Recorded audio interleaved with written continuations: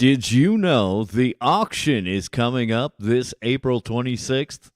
Of course you did, because it's the biggest, funnest event of the year.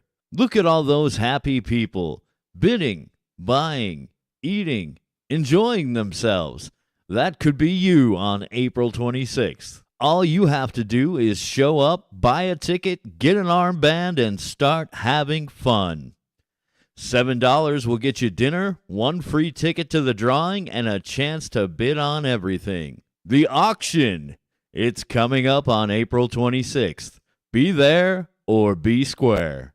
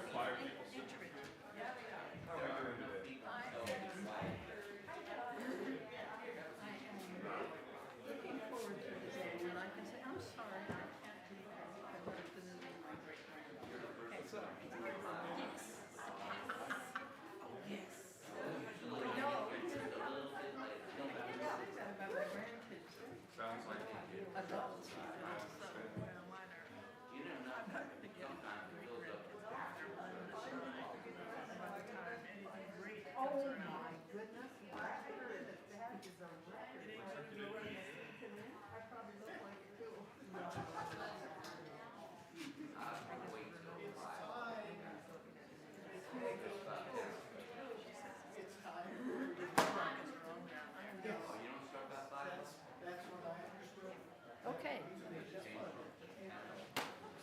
Good morning. I'm Peggy Devlin, a member of the Board of Trustees, and I'll try to get through this without too many mistakes. There is a food drive by the Religious Education Program on April the 13th. So that's for our little free pantry. So bring your food and your shampoo and your soap and whatever you think homeless people might enjoy that won't, and things that won't spoil. And leave them here at the church. Now, the crafters will meet on Saturday at 1 o'clock in the RE Great Room. Sarah will bring her seashells from the seashore. Let's all say that. Sarah will bring her seashells from the seashore to that meeting for use in decorating mirrors and picture frames, and yes, even chalices. For more information, contact Sarah or Carol. Now, this is a very important announcement about the auction.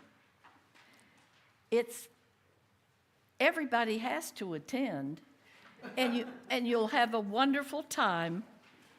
It's on April the 26th, and they still need some helpers to help with the auction. So there's a table out in the lobby to please sign up and help with it. And you can still come and have fun, help a little while, and then go to the auction. Our Change for Change today starts with the mission of the Mesilla Valley Community of Hope. That's a wonderful organization. So give generously today and the rest of the time that we will give to them. That's it.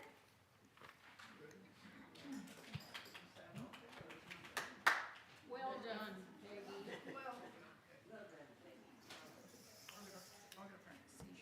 I need to give you a fair warning. The clock back there is 5 minutes slow.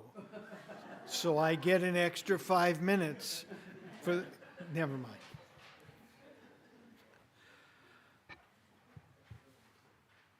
I would invite you to stand as you are willing and able. If you have Well, you don't need a hymnal because the words will be on the screen.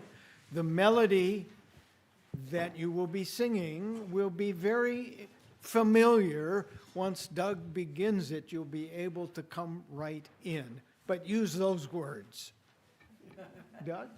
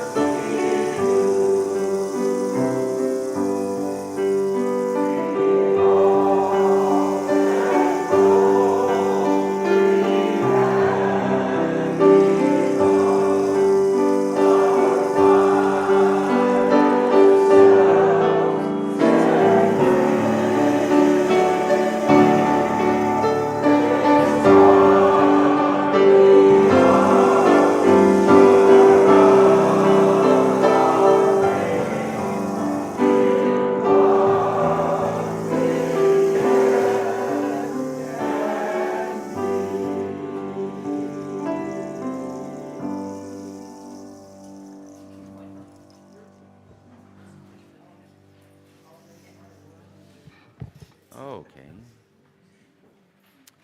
Good morning and welcome to the Unitarian Universalist Church of Las Cruces. And it looks like the room filled up a little more since we started. We welcome you, especially youngins, if we have some, whether you are here in our sanctuary or are joining us via YouTube. I'm Mark Sakonarak, your service associate. Our beloved minister, Reverend Rod Thompson, is, well, this is not a pulpit exactly, but he's here. Rich Richens, our acting director of music, will be playing. Oh, I got that wrong. He's not in. Actually, Doug's going to be doing piano also, but Rich is still the acting director of music. We are proud to be prominently featuring Doug Devlin, and surprise to me, he's going to be accompanied by actually Reverend Rod and Karuna. Surprise to me. Kelly Ingram, our Director of Religious Education, is here with our Time for All Ages. And Elwin Nunn and Allison Claire Neal Wallace are assisting on camera and audio. Mike Yaxko is connecting us to our YouTube attendees. And Diane Lee and Jillian Lang have again prepared this beautiful chalice table. Our greeters are Lisa Stevens, Diane Lee, and Jane Ash. Our greeters, we want everyone to feel the warmth and openness of our community. Our greeters, as always, focus on that. You can too. It takes courage for folks to come here for the first time or to return if they haven't been here for a while.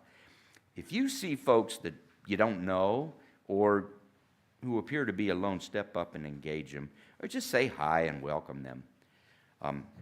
Hospitality is offered today by the Board of Trustees. They have arranged for coffee, light food, and conversation to be enjoyed by all in the RE building just down the breezeway after service. Everybody's okay.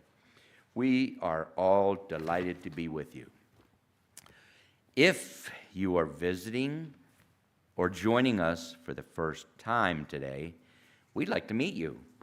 If you're willing, would you please raise your hand or rise in body or spirit to introduce yourself by telling us your name and where you come from, and if you wish, a little about why you came. But wait until I turn this thing on and bring the mic to you. Is it on? Thank you. It is on. Okay. Would you like to? Good morning. My name is Sammy Devlin. I'm here to visit Peggy. What's your name again? No. I'm going to work my way around here. Don't forget, I'll get back to Doug. Okay. Well, oh, there you go. Good morning. We're Mark and Kathy Pearsall, and we're visiting from Tulsa, Oklahoma.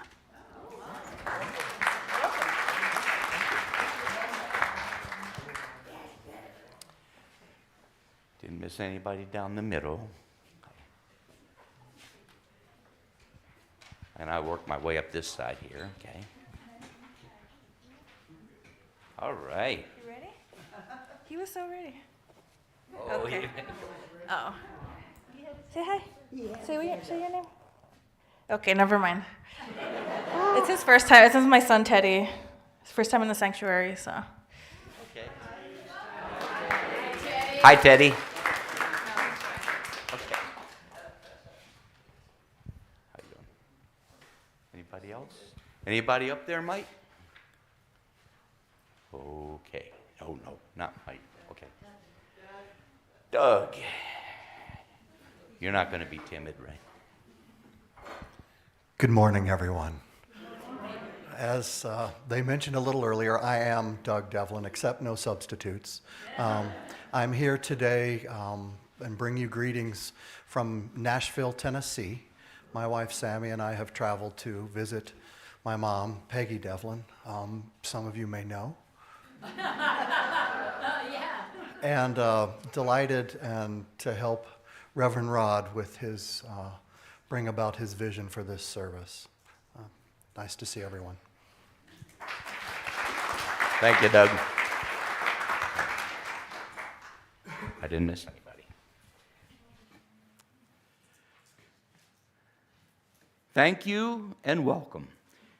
We're glad you joined us today. Be sure to fill out a welcome card or provide your email so we can invite you to our many other services and activities.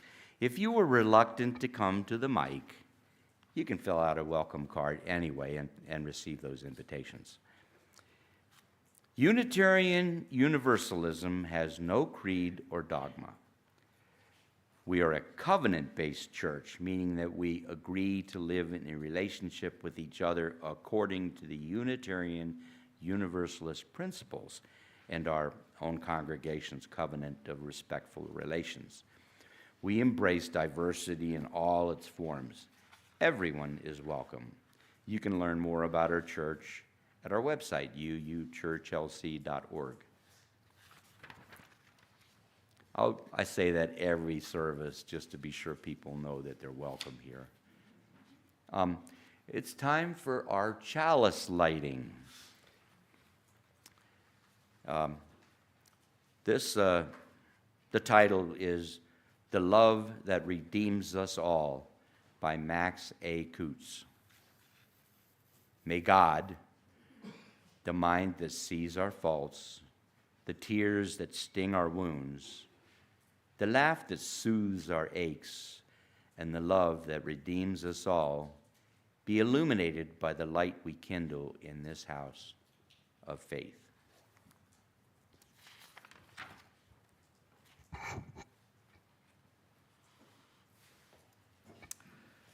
I need your participation for the opening words. If you did pick up a hymnal, it's 442, but the words will be on the screen, I hope. I'll read part, you read the other part, will be in a different color, I think. We bid you welcome, who come with a weary spirit seeking rest. Who come with troubles that are too much with you, who come hurt and afraid. We bid you welcome, who come with hope in your heart. Who come with anticipation in your step, who come proud and joyous. We bid you welcome, who are seekers of a new faith. Who come to grow and explore, who come to learn. We bid you welcome, who enter this hall as a homecoming. Who have found here room for your spirit, who find in this people a family. Whoever you are, whatever you are, wherever you are on your journey, we bid you welcome. And I bid you welcome to this celebration of life. And I'll ask you to stand if you're willing and able and join in the saying of our covenant together, and then to sing the doxology in English and in Spanish. Love is the doctrine of this church. Express truth is our sacrament, and service our prayer. To dwell together in peace, seek knowledge and freedom, serve others in community, to the end that all souls shall grow into harmony with creation. Thus do we covenant with one another.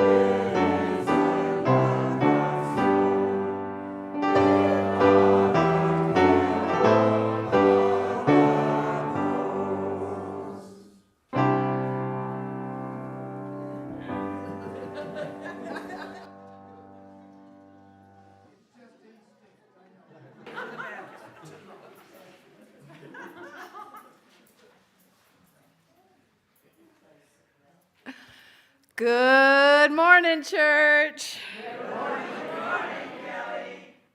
It never gets old. Hi, Teddy. Our classes started this weekend, so the sanctuary may be a little empty of students for a couple of weeks. So, this morning's story is titled Reverently Yours by Reverend Tom Goldsmith, which also happens to be the title of his newsletter. To a novice cyclist, City Creek Canyon can seem as intimidating as Mount Everest, but I ran out of excuses. My bike had just been tuned, I was feeling fine, so I went off to prove some point I still haven't been able to fathom. I got into a good pedaling groove for the steady climb, but felt the ghost of another biker fast approaching. With the blink of an eye, she was ahead of me and said in passing, "How's it going?" "Not as well as you," I replied. She understood and promised I would eventually catch up. "Not in this lifetime," I muttered. Feeling the workout intensely, I pondered that perhaps sloth was not so bad. Who had made it a sin anyway? I was ready to pack it in for the day when I asked another biker who was resting along the road how much further to the top. He shook his head and said, "Another couple of miles at least." I despaired. I imagined this character as a preacher, giving gloomy news to those trying to make their way. I could understand the weary soul quitting right then and there. Why opt for more punishment if this guy will offer a ready salvation? When tired, the appeal to surrender is great. The cyclist who passed me ages ago was now coming back down the canyon. She recognized me and said, "Keep going, you're almost there." It was like hearing the good news, and I proceeded uphill. I wasn't almost there, but it certainly wasn't a couple more miles. The truth, as always, lies somewhere in the middle. But encouragement can sure fuel the soul and move you right along. She would be the preacher who understood the human condition. The best part of making it to the top is the ride back down. 6 miles of blinding speed without traffic. I was reborn. I yelled and howled and felt utterly reckless. Aerobic fitness may be a great thing, but it's flying downhill with the wind that offers grace.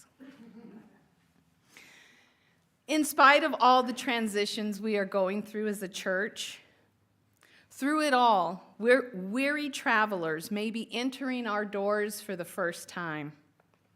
Many might be looking for an excuse to quit the journey and hope for salvation right here among us. But I hope our message will not let these new seekers quit. I hope they will find encouragement among us and a bit of laughter, grace, support, and perhaps the ride of a lifetime. Isn't that essentially why we long-timers continue at this church? To refuel the spirit with hope and confidence and hear the good news that, in spite of all life's trials, we can make it. Thank you.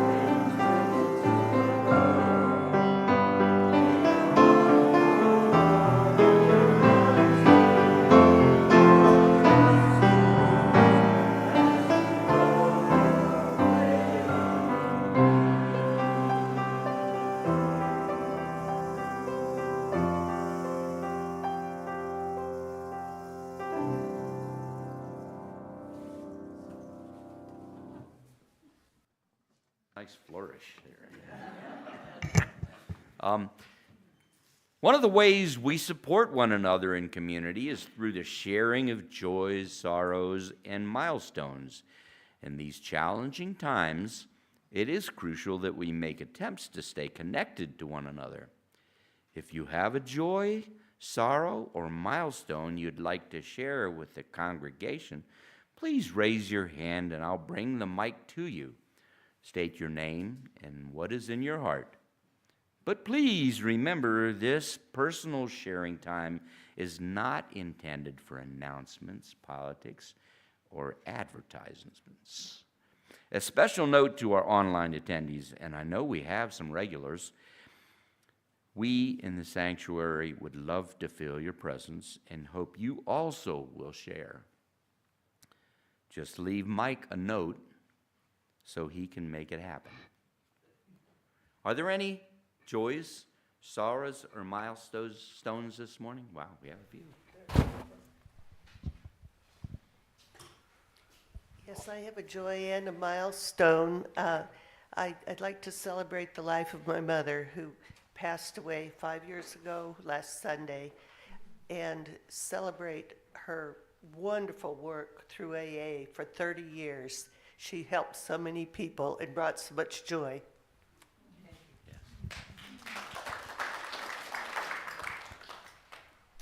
I saw other hands. There you go. Thanks, Mark.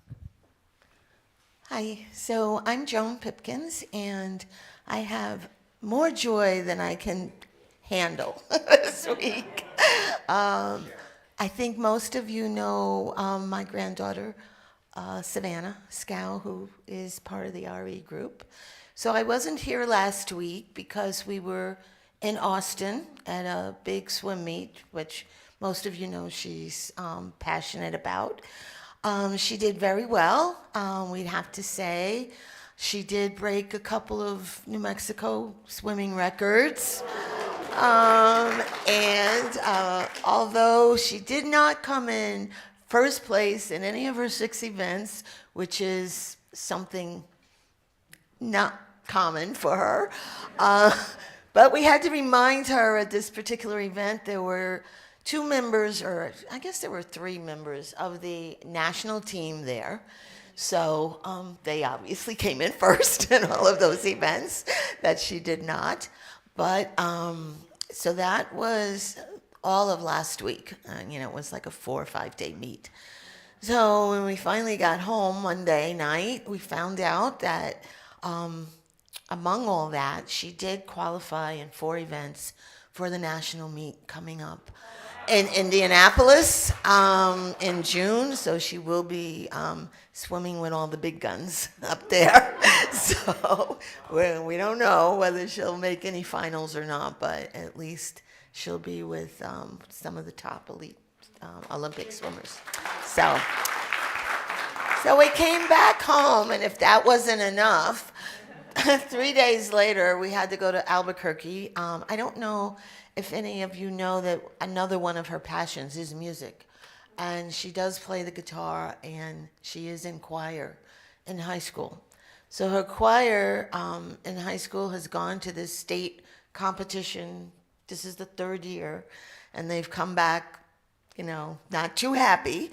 So this year, they finally placed first. So they are all ecstatic, and that's probably one reason she's not here this morning, is because I'm sure they all stayed up all night reveling in that. So the competition was held up in Rio Rancho, so they all drove back on the bus last night. And so that's my story.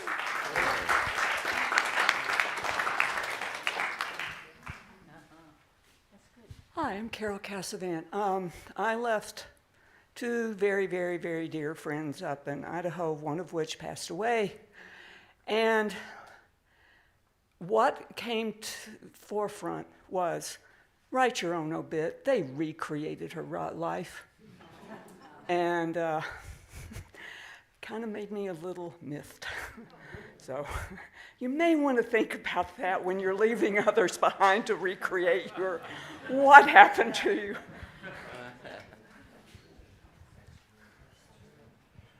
There you go. I'm sure there are a lot more. I'll find them all.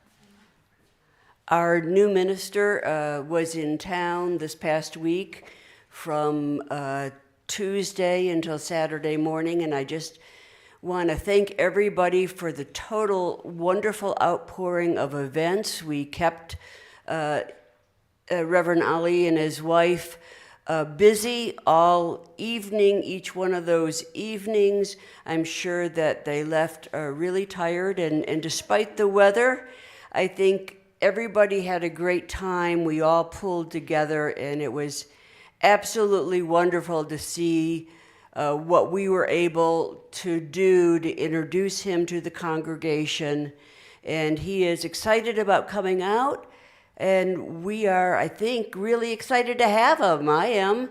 So kudos to everybody involved in doing that. Thank you all.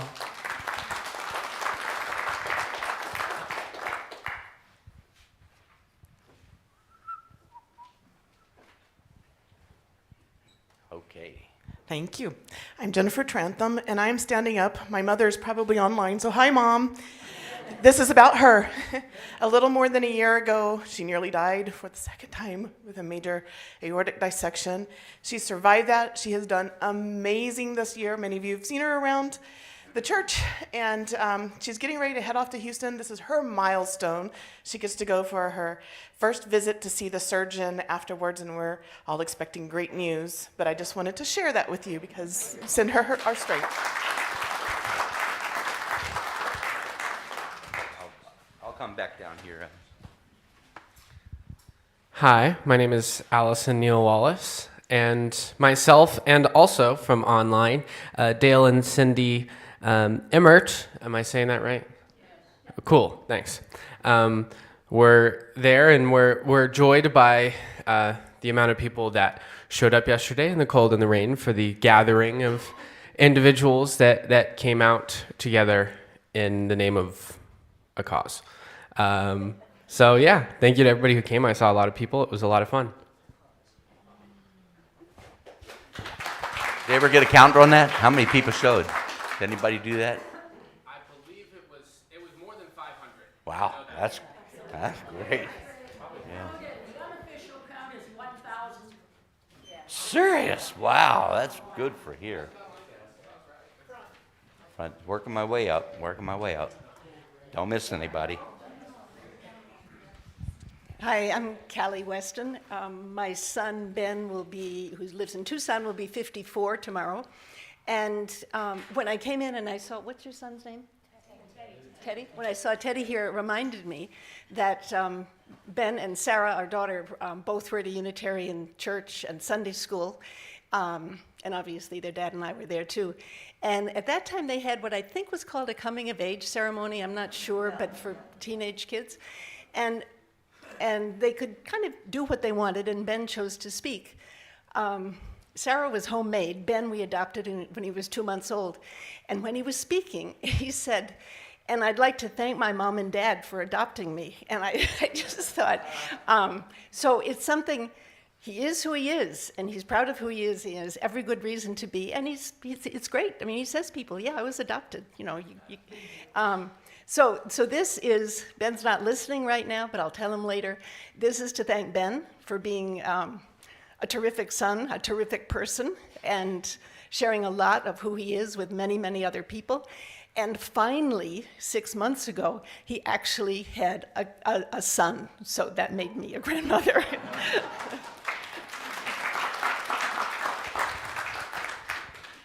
Did I catch everybody here? Hi. I'm Whedon Nichols. My beloved spouse, Dr. Rosalie York Morris Sherwell Nichols, died recently. I had known her for over 68 and a half years, and we'd been married for more than 64 and a half. And I do not expect to recover from this, nor do I want to.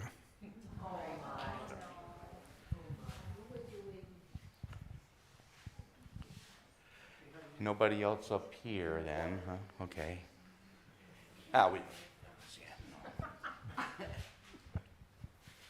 Hi, I'm Jillian Lang, and I was notified a couple of days ago that I am going to expect my first great-granddaughter in September.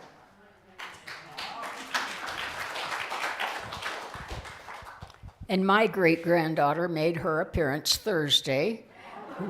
We welcome Addison Jude Graff to the family. Hello, everyone. Well, this is a joy and a milestone. I'm about to be in my second musical this year, which is really exciting for me. I get to play a character who fits our Unitarian Universalist values. I'm going to be one of the biggest allies in this play, The Prom. Information later. And it's about building an inclusive prom for the LGBT students at my high school, as I will be the high school principal. So anyway, I hope to see you all there. We open on Friday.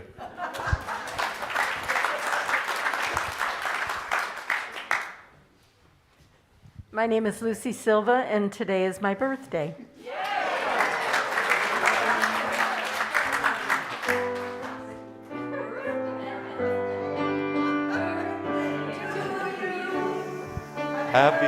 birthday to you.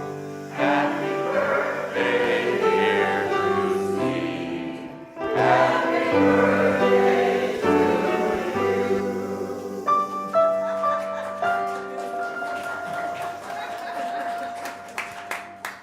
That's a lot of joys and sorrows.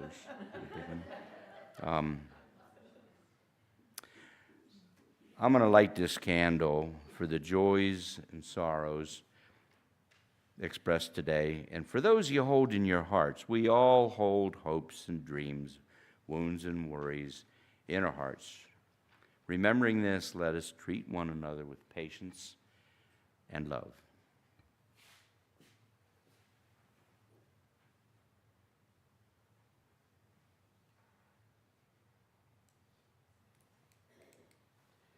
I'm going to get this right. There it is.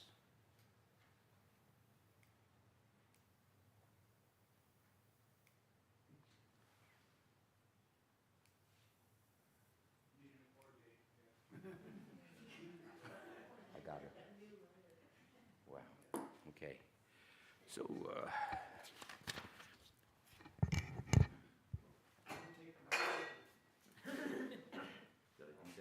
No, you're fine. I get to invite you to stand again and to sing the same tune again, but this time with words from my colleague, Gretchen Woods. Maestro.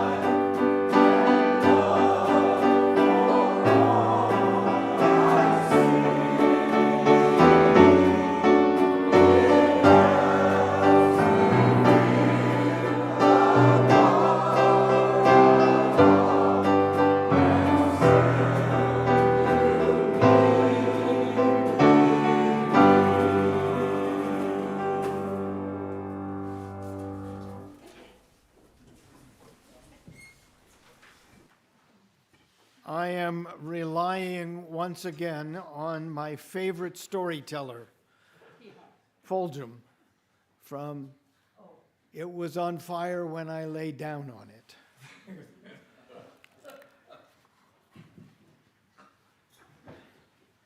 I have married more than 1,000 times, well, officiated as the minister at a whole lot of weddings, and usually managed to get involved in each occasion that it felt like I was the one getting married.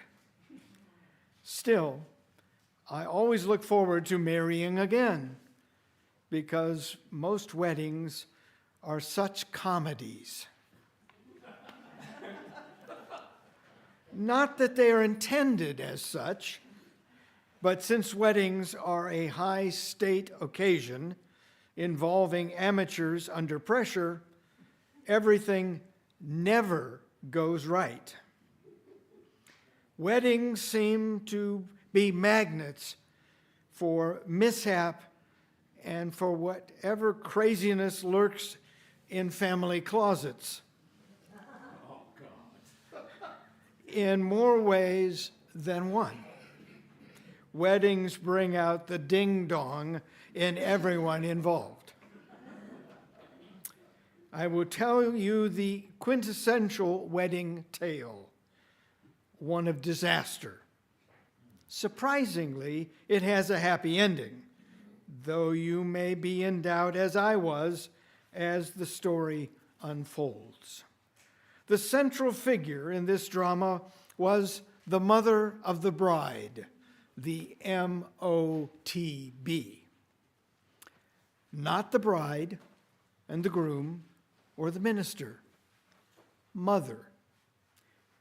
Usually a polite, reasonable, intelligent, and sane human being. Mother was mentally unhinged by the announcement of her daughter's betrothal. I don't mean she was unhappy, as is often the case. To the contrary, she was overwhelmed with joy and just about succeeded in overwhelming everybody else with her joy before the dust settled. Nobody knew it, but this lady had been waiting with a script for the production that would have met with Cecil B. DeMille's approval. A royal wedding for a princess bride. And since it was her money, it was hard to say no. The father of the bride began to pray for an elopement. His prayers were not to be answered. She had 7 months to work, and no detail was left to chance or human error. Everything that could be engraved was engraved. There were teas and showers and dinners. The bride and the groom I met with only 3 times. The MOTB called me weekly and was in my office more often than the cleaning lady. The caterer called me to ask if this was a wedding or an invitation to an invasion. Invasion, I told him. An 18-piece brass and wind ensemble was engaged. The church organ simply would not do. It was too churchy. The bride's desires for home furnishings were registered in stores as far east as New York and as far south as Atlanta. He was in Seattle. Not only were the bridesmaids' outfits made to order, but the tuxedos for the groom and his men were bought, not rented. Bought. If all that wasn't enough, the engagement ring was returned to the jeweler for a larger stone, quietly subsidized by the MOTB. When I say the lady came unhinged, I mean unhinged. Looking back, it seems now that the rehearsal and dinner on the evening before before the great event, were not unlike what took place in Napoleon's camp on the night before Waterloo. Oh my. Nothing had been left to chance. Nothing could prevent a victory on the coming day. Nobody would ever forget this wedding, just as nobody ever forgot Waterloo, for the same reason, as it turned out. The juggernaut of fate rolled down the road, and the final hour came. Guests in formal attire packed the church. Enough candles were lit to bring daylight back to the evening. In the choir loft, the orchestra gushed great music, and the mighty MOTB coasted down the aisle with the grandeur of an opera diva at the premiere performance. Never did the mother of the bride take her seat with more satisfaction. She had done it. She glowed, beamed, smiled, and sighed. The music softened, and 9 chiffon-draped bridesmaids lockstepped down the long aisle, while the befrocked groom and his men marched stolidly into place. Finally, oh so finally, the wedding march thundered from the orchestra. Here Comes the Bride, preceded by 4 enthusiastic mini princesses chucking flower petals and 2 dwarfish ring bearers, 1 for each ring. The congregation rose and turned in anticipation. Ah, the bride. She had been dressed for hours, if not days. Her adrenaline had left her body, left alone with her father in the reception hall of the church, while the March of the Maidens went on and on. She had walked among the tables laden with gourmet goodies and absent-mindedly sampled first the little pink and yellow and green mints. Then she picked through the silver bowls of mixed nuts and ate the pecans, followed by a cheese ball or 2, some black olives, a handful of glazed almonds, a little sausage with the frilly toothpick, a couple of shrimp blanketed with bacon, and a cracker piled high with liver pate. To wash it down, a glass of pink champagne. Her father gave it to her to calm her nerves.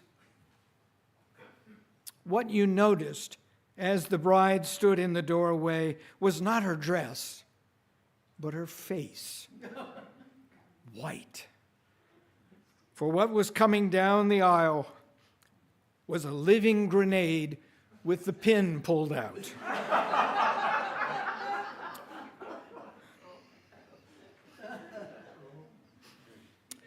The bride threw up just as she walked past her mother.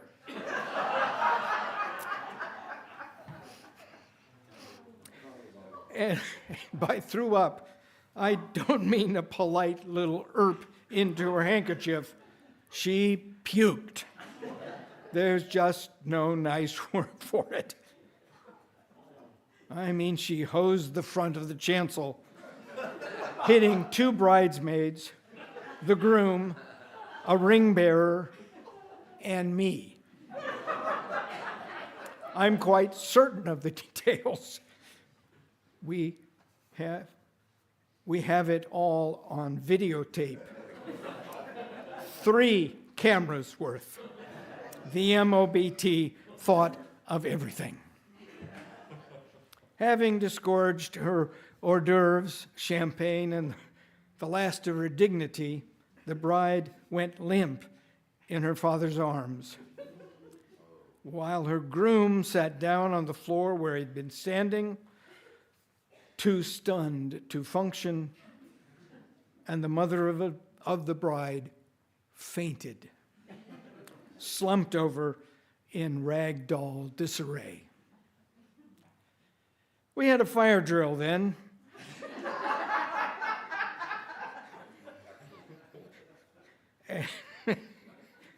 And there at the front of the church, that only the Marx Brothers could have topped.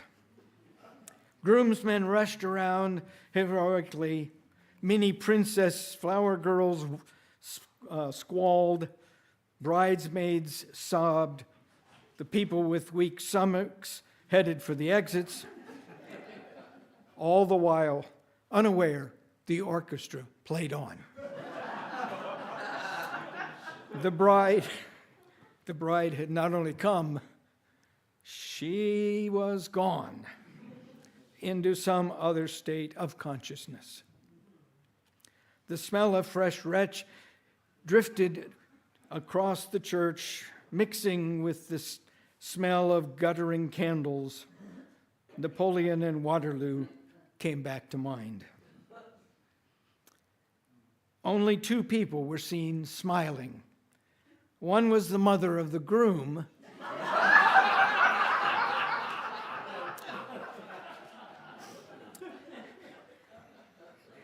The other was the father of the bride.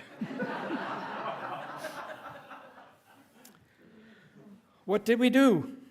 Well, we went back to real life. Guests were invited to adjourn to the reception hall, though they did not eat or drink as much as they might have.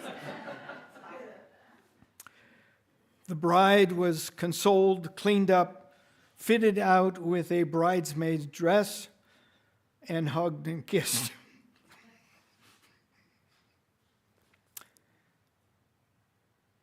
A lot by the revived groom.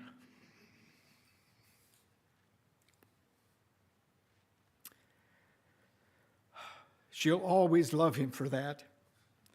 When he said, for better or worse, he meant it. The cast was reassembled where we left off. A single flute played a quiet air. The words were spoken and the deed was done. Everybody cried, as people are supposed to do at a wedding, mostly because the groom held the bride through the whole ceremony. And no groom ever kissed his wife more tenderly than he. If one can hope for a wedding that it be memorable, then theirs was a raging success. Nobody who was there will ever forget it. They lived happily ever after, as anyone. They lived as happily as ever, as anyone does, happier than most, in fact. They've been married now for 12 years and have 3 lively children. But that's not the end of the story. The best part is still to come. On the 10th anniversary of this disastrous affair, a party was laid. 3 television sets were mustered, a feast was laid, and best friends invited. Remember, there were 3 video cameras at the scene of the accident, so all 3 films were shown at once. The event was hilarious, especially with the running commentary and the stop action stuff that's a little gross when you look at it 1 frame at a time. The part that got cheers and toasts was when the camera focused on the grin on the father of the bride's face.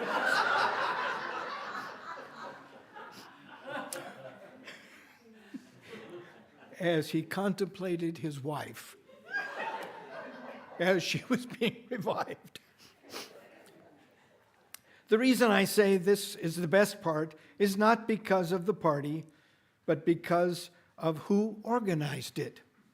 Of course, the infamous MOTB. The mother of the bride is still at it. But she is a lot looser these days. She not only forgave her husband and everybody else for their part in the debacle, but she forgave herself. And nobody laughed harder at the film than she did.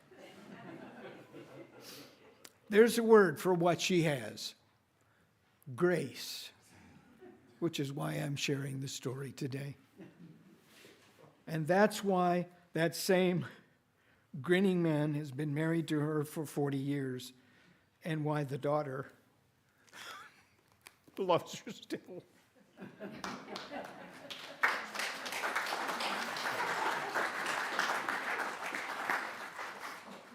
I think we need to play something. Just.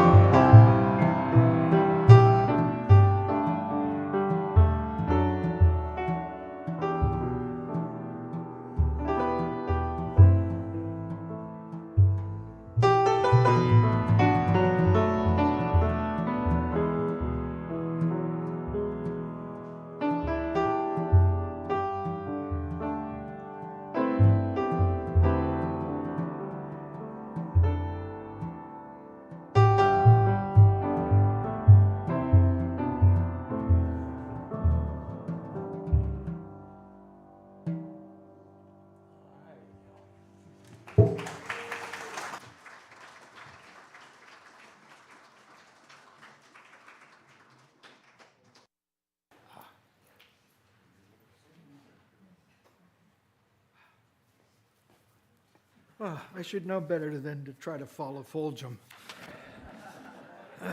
But here I am.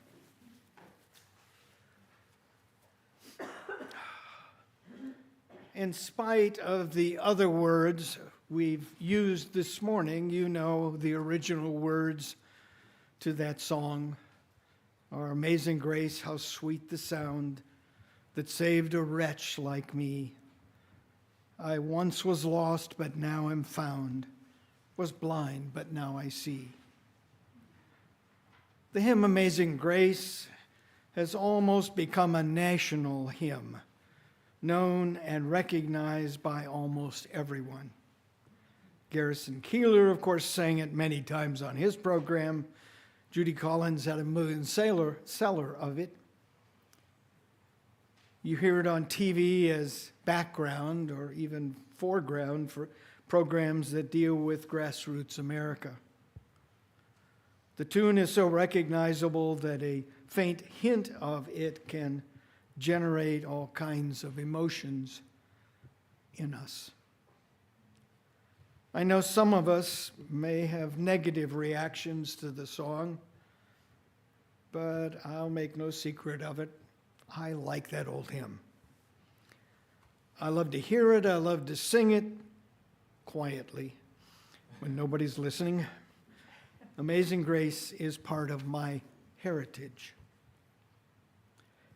It stirs memories of some wonderful people and places from my childhood. People and places far from here that I too often forget, but that nonetheless help make me who I am today. The tune Amazing Grace is credited in our hymnal as first published in Virginia Harmonies of 1831. Is simple and recognizable, yet as Doug has already demonstrated this morning very well, it can be musically complex and adaptable. As familiar as a familiar melody, it also lends itself to other sets of words. I especially love the tune for Amazing Grace. But I have also always had trouble with some of the words, even when I was growing up singing it. Even when I was still into that theology, I had trouble with some of these words, like wretch. I've never considered myself a wretch. Saved. I never really liked that concept. It seems kind of irresponsible. Lost, as in going to hell. No, I'm not. Though I have been lost many times. And even at times, grace, as in God's forgiveness, a gift from God. It seems like the easy way out of cause and effect, being absolved of personal responsibility for our actions. At times, these kinds of words have caused me to sing Amazing Grace with my fingers crossed. Or if I still wanted to sing Amazing Grace, I figured I had to change the words. We sang one such as our gathering hymn. It's from the British Unitarian hymnal. The other words were penned by my colleague Gretchen Woods. Even our hymnal suggests that we could substitute the word soul for wretch to make it more palatable. My late wife Mary's mother preferred to substitute the word worm. She said she'd rather be a good, honest earthworm any day. But all of this seems a little like cheating to me, so I decided I better do some research. The tune is called an early American melody in some sources, though in spite of what it says in our hymnal, it's more likely to have been first published in England. The words were written by John Newton, whose life is an interesting story in itself. John Newton was born in London in July of 1725, 300 years ago. And it could be said that he grew up on the decks of sailing ships. His mother died when he was 7, and at age 11, he went to sea on his father's ship, making 5 voyages to the Mediterranean. When war seemed imminent, he was drafted into the Royal Navy. He deserted his ship, was captured, flogged at the mast, and degraded. Dismissed from the service, John joined the crew of a slave trading ship bound for Africa. Once there, he quit his ship again and took service with a white slave dealer on an island off of Sierra Leone. Now he was virtually a slave himself, half-starved and abused unmercifully by the slaver's African wife. Finally, he was rescued by a sea captain who had been sent at the request of Newton's father, to whom he had written of his condition. This ship was a trading vessel collecting gold, ivory, dyer's wood, and beeswax. After a long cruise, they were bound back for England via Brazil and the Northumberland banks. To pass the time, Newton read much of a book he found on board, Thomas à Kempis' Imitation of Christ, which sowed the seeds for his eventual conversion, a conversion which was furthered by a great storm that nearly caused the ship to sink. John had to operate the manual pump in the belly of the ship from 3 a.m. till noon. Provisions were spoiled or washed overboard. The crew had nothing to eat for a month except for the fish that they caught off the bank.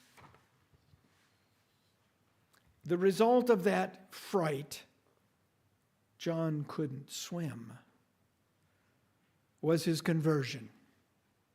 Later, John Newton became the captain of his own ship and plied the seas for 6 years, carrying his own cargo of slaves.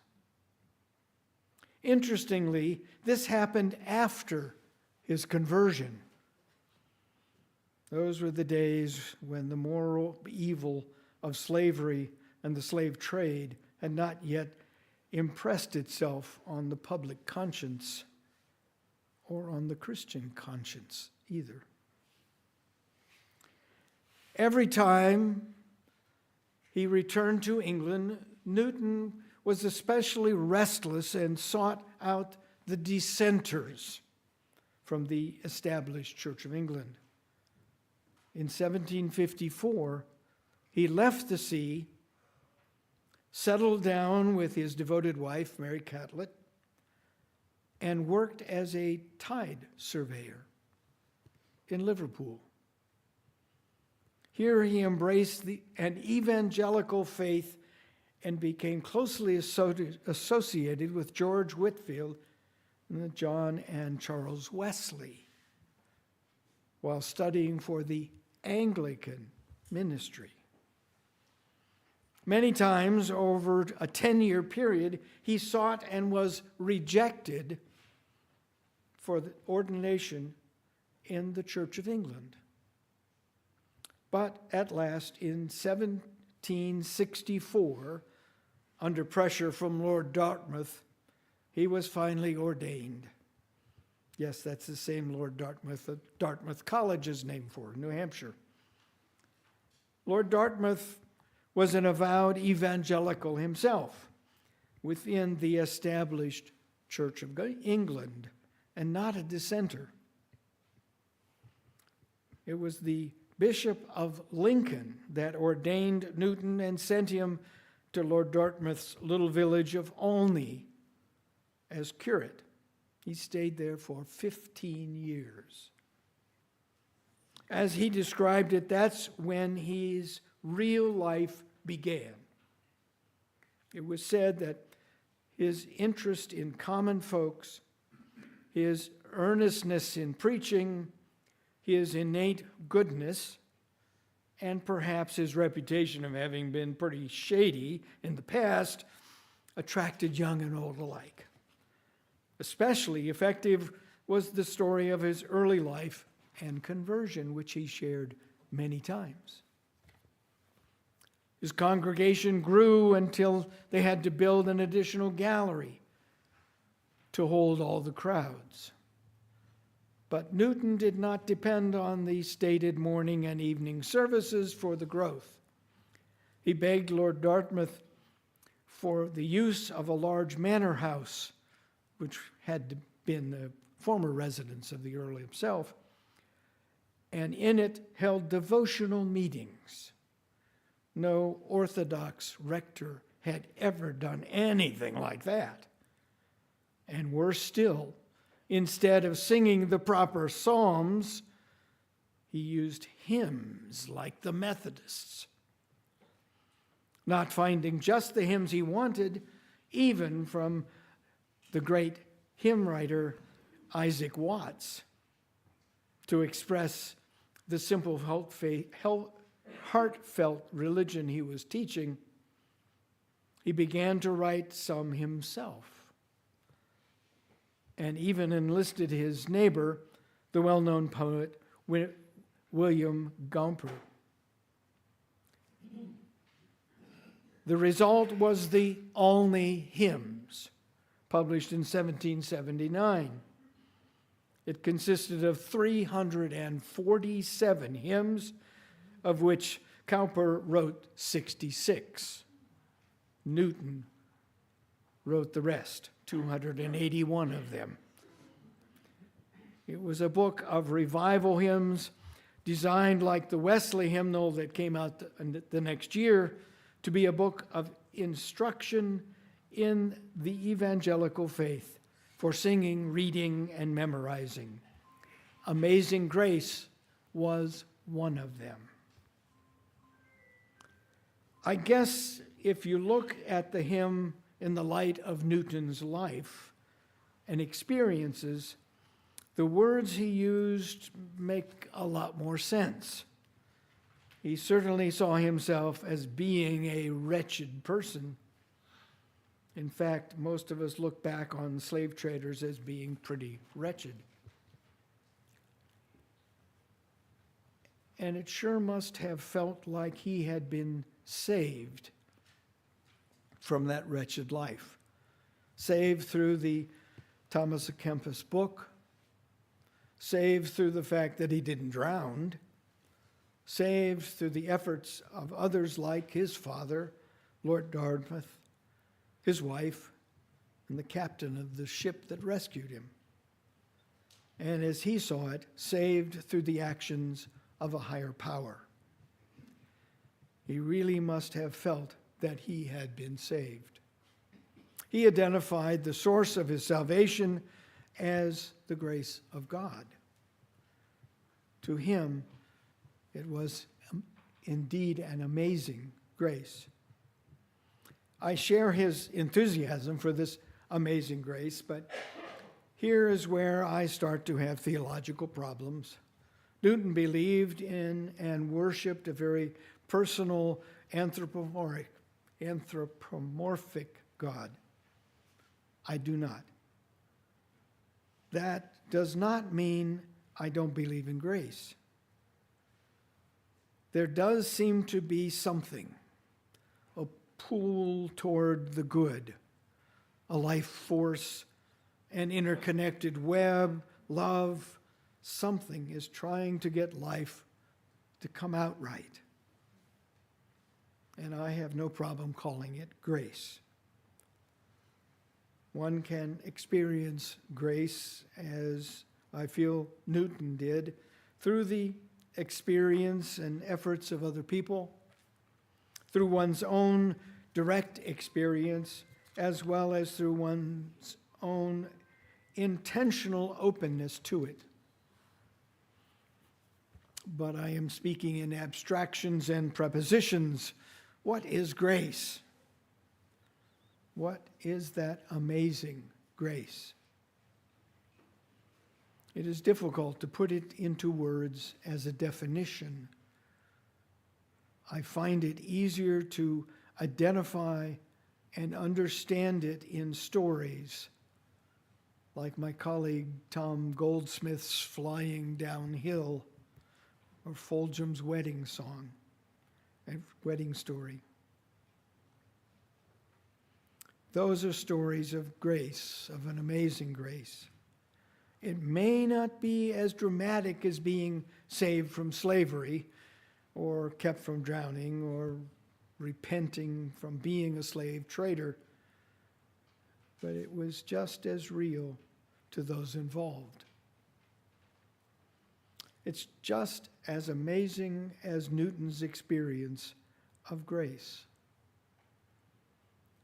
If we were to admit it, there are times when we would like to be saved, and at times we all see ourselves as fairly wretched. The mother of the bride did, and I do too at times.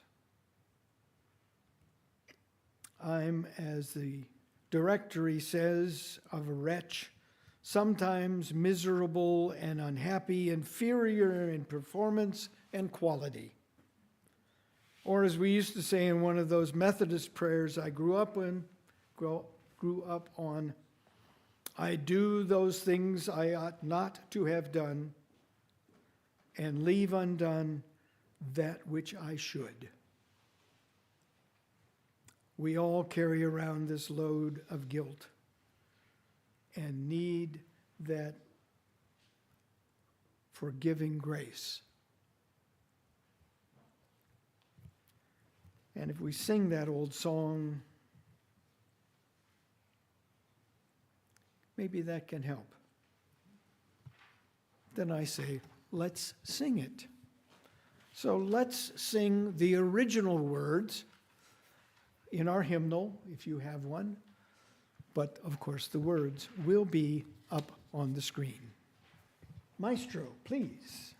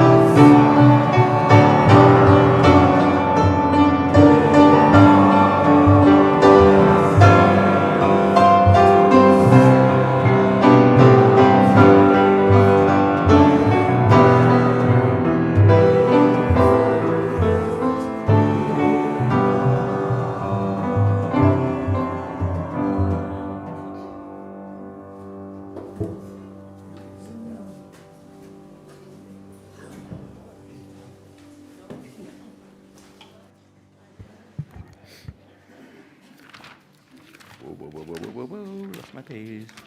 Okay, sorry.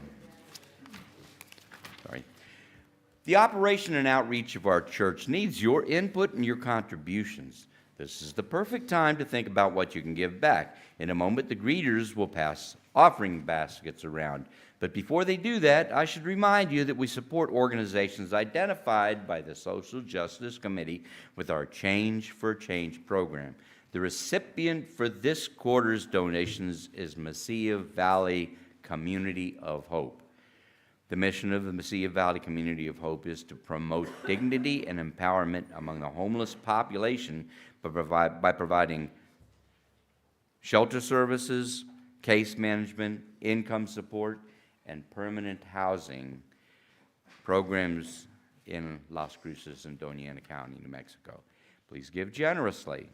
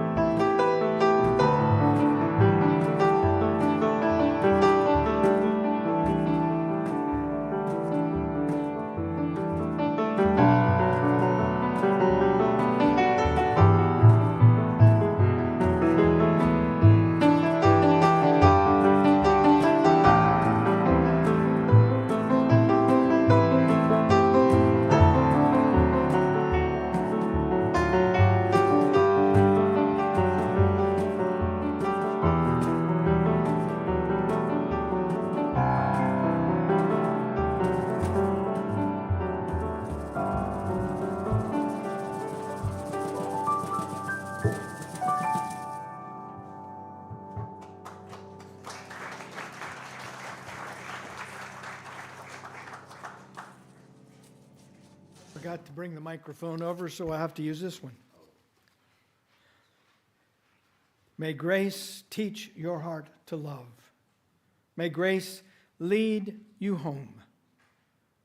May you find an amazing grace in your life, and may you embody that amazing grace as an example for others. So may it be. Blessed be. Ashe and Amen. Please join me in saying the words to extinguish the flame. The words are on the screen. We extinguish this flame, but not the light of truth, the warmth of community, or the fire of commitment. These we carry in our hearts until we are together again.